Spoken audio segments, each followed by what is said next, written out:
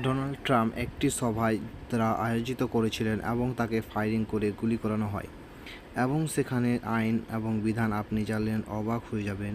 একজন আমেরিকার মতো দেশের মধ্যে সাধারণ মানুষ একটি আইডি কার্ড দেখিয়ে তারা রাইফেল কিনতে পারে। সেখানকার সাধারণ মানুষ এবং সাধারণ জনগণ কিভাবে চলবেন ভাবতে অবাক লাগে।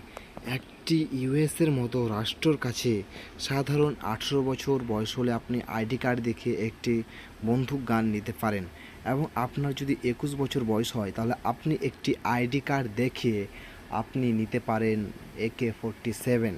এটি সে দেশের নাগরিকত্ব আইন হিসেবে লাগু হয়েছে নিজের আত্মরক্ষার জন্য।